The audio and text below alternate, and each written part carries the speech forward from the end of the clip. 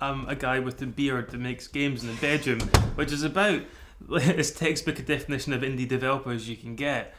But at the same time, I think I'm a person that makes games. That's. So what do you do? I don't say I'm an indie game developer. I say I make games. I like making computer games because I can always just make computer games. I don't need anyone's permission. Whereas if you want to be in like an actor in a movie or an actor in a TV show or an actor in a West End show, someone's got to give you permission to do that. You've got to audition, you've got to get the role, and so like I don't like having kind of barriers in front of me, and so that's one of the reasons, like, especially like what I'm doing now. Like no one can tell me yes or no.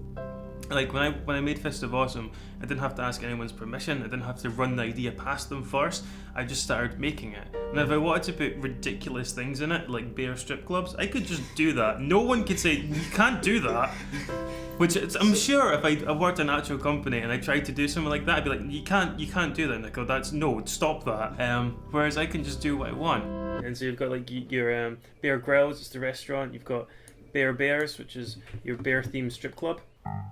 I used to work for some fairly big companies, and it was cool because I learned a lot of like really good technical skills. Because when I went into computer games straight from university, and even though after university I thought I was ace at programming, I really wasn't at all. And especially when it came to making games, which is all about efficiency and just getting the most out of a system, I learned a lot working in big companies. What I didn't get to do that much in big companies was actually be that creative, because it's such a big team and there was like a design department and they decided what the game would be, and I was like just like a cog in the machine. Now I get to do everything, so I get to design it, I get to decide what goes in it, and I get to implement it, and I get to do all of that by myself. It makes a big difference to the actual product that's made because it is me.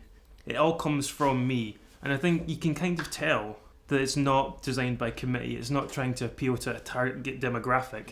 It's just something I've made because I wanted to make something that'd make me laugh. I guess for me, indie games are games, computer games generally, that are made by small teams who don't have pressure above them to conform or to make things in a certain way. They have the artistic freedom to do what they want, and that's what I want to do, and that's why I'm happy to be called an indie game developer.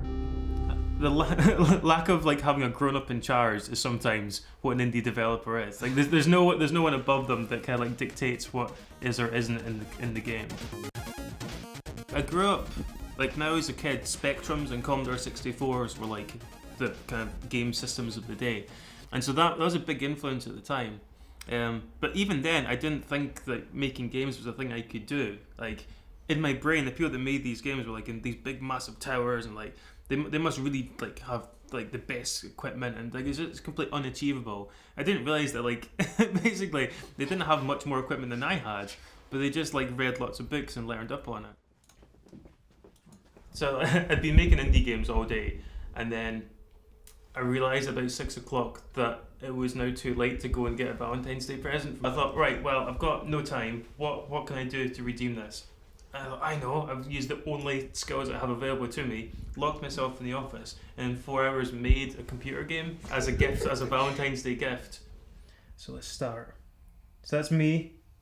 It's a bear. Punch. Another bear. Punch. Another bear. A zombie bear. There's a bear in a top hat. Punch. Weird, gnarly dude. Punch. And there's my girlfriend. Happy Valentine's Day. I hope you like our game. I love you. And that is what eventually became Fist of Awesome.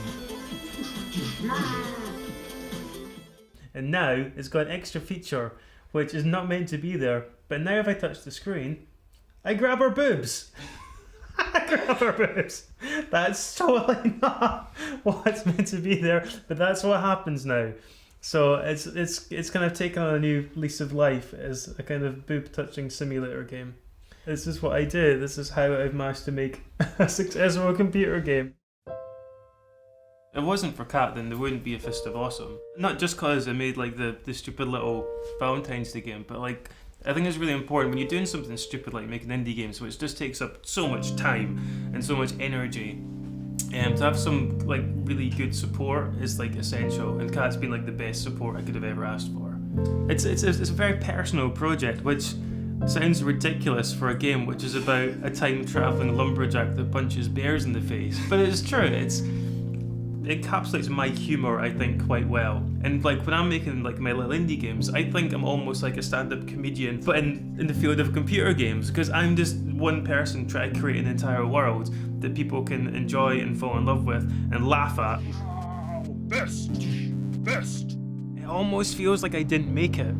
You know what I mean? Like it seems like an actual product, and then I have to remind myself, oh no, but you did all of that. Like that was you. You did do that. I do kind of forget that sometimes, and I do, especially when I give it to someone else and watch them play it and watch them experience it for the first time. I kind of experience it again for the first time. I wouldn't change a single thing that's happened. Everything, even the bad stuff that's happened, has been for the best in the long run. I think I've been very fortunate the way it's worked out, and I'm terrified if I change any of that, then it wouldn't have worked out the way it has. I'm Nicoll Hunt, I'm Scottish, I have a beard, and I make games.